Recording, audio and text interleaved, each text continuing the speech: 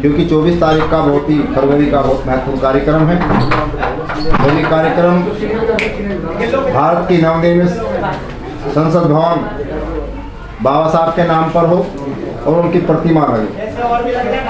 यह आंदोलन इसलिए तय किया गया है कि भारत में जो बहुजन समाज है, जिसकी संख्या 85% बताई जाती है, वो अब तक खंडरों को देखते ही अपने संतोष करता रहा है। उसके प्राचीन जो भव्य स्मारक थे बुद्धकालीन, वो खंडरों में तब्दील हो गए थे। वो खंडरों को देख देख कर अपने तृप्ति कर रहा था। लेकिन जब उत्तर प्रदेश में बहन कुमारी मायावती जी 4 बार उत्तर प्रदेश की मुख्यमंत्री बनी, तो वही सम्राट अशोक के गौरव को पुनर्स्थापित करते हुए उन्होंने भव्य इमारतें बनाई, पार्क बनाए। तो इससे बहुजन समाज में एक प्रेरित होने की भावना प्रबल हुई कि जैसे दूसरों के मंदिर बने हुए हैं, गुरुद्वारे बने हुए हैं, क्योंकि जो जिस धर्म से संबंधित हैं, जब उनकी बड़ी बड़ी इमारतें होती हैं तो उनको गौरव महसूस होता है। तो हमारे समाज ने भी इसी गौरव को पुनर्स्थापित किया है और उसमें ज़्यादातर पुनर्स्थापित होने की भावना पैदा हो रही है। भारत में लोकतंत्र का मतलब बाबा साहब डॉक्टर अम्बेडकर ही हैं, क्योंकि हजारों साल की गुलामी के बाद जो इस देश में लोकतंत्र को व्यवस्थित किया गया, उसे भारतीय संविधान में पुनर्जीवित भगवान बुद्ध के आधार पर किया गया है।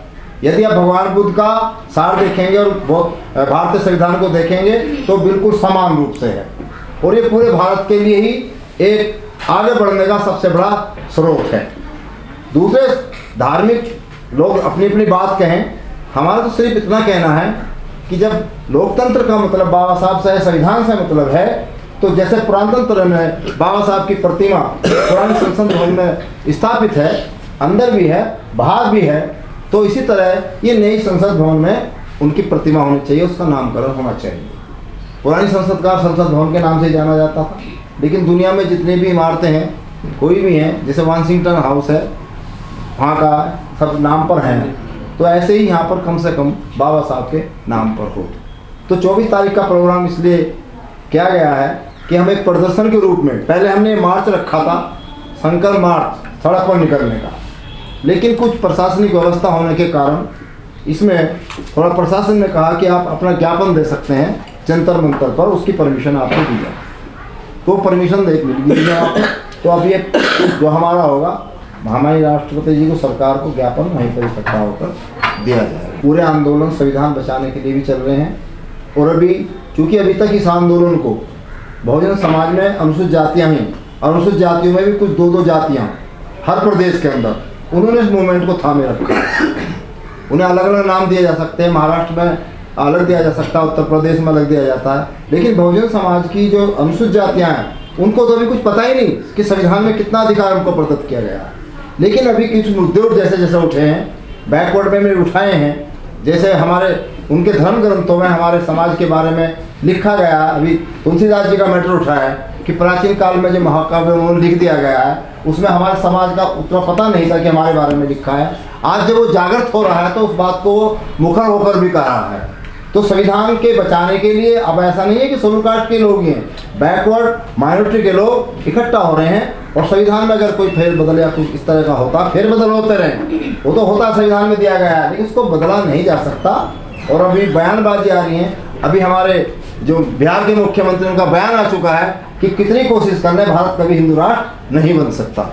ये भारतीय चीज़ की ऑथेंटिक है।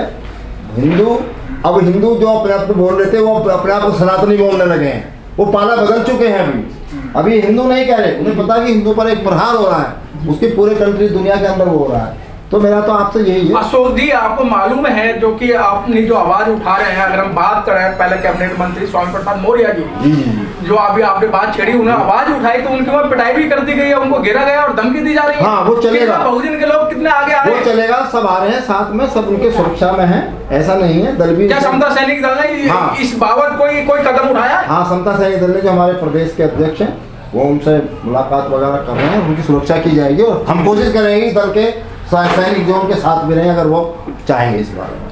तो बैकवर्ड के लोग, ओबीसी महासभा के लोग, जिन पर मुकदमा रासुका हुआ था, रासुका खारिज कर दी गई है, क्योंकि तो उसमें रासुका उन्होंने तुरंत रासुका लगा दी कि वहाँ पर एक कानून पास कर दिया कि ऊपर रासुका लगाए। नहीं, अपनी अभिव्यक्ति कहने का सभी को वो है। अगर कोई बात गलत है, अगर किसी किताब में, पुस्तक में आज भी है तो समझो, अगर किसी पुस्तक में कोई गलत बात लिखी है तो उसे संशोधन हटाने करने में सरकार को देर नहीं करनी चाहिए। यदि इस देश के 85% बहुजन समाज के लोग इस बात को कह रहे हैं कि आपने जो लिखा, वो कह रहे हैं कि ताड़न का मतलब शिक्षा से है, तो ताड़ना शिक्षा के ब्राह्मणों के लिए क्यों प्रयोग नहीं किया आपने? क्षत्रियों के लिए प्रयोग क्यों नहीं किया आपने? आपने हमारे समाज के लिए कि ढोर गंवार शुद्ध पशु नारी ताड़न के अधिकारी, एक व्यक्तिगत विशेष उसको रखते हुए नारियों को भी, किसी नारी, अपनी नारी को भी नहीं छोड़ा। हमारी बात छोड़ दीजिए, किसी भी समाज की नारी हो, ब्राह्मण हो, बनिया हो, क्षत्रिय हो, उन नारियों को भी नहीं छोड़ा। और बाबा साहब डॉक्टर अम्बेडकर ने नारियों का सम्मान करते हुए हिंदू कोड बिल बनाया। हिंदू की पहचान ही नहीं थी इस कंट्री के अंदर। मुगल काल में, अंग्रेजी काल में हिंदू का कोई नाम ही नहीं था, गैर मुस्लिम उनको दर्ज किया जाता था। ये तो बाबा साहब को सम्मान करना चाहिए उन लोगों को भी जो विरोध कर रहे हैं कि बाबा साहब की वजह से उनकी एक ऑथेंटिक हुई और हिंदू कोड बिल बना। तो ऐसा नहीं है, हम तो चाहते हैं कि भाईचारा बना रहे सभी धर्मों के अंदर आपसी, जैसे पहले था वैसे ही रहे। यहाँ पर सभी कोई अलग नहीं है, सभी भारतीय हैं और भारतीय में कोई भी हो वो सब सामाजिक समानता में भाईचारे पर आते हैं।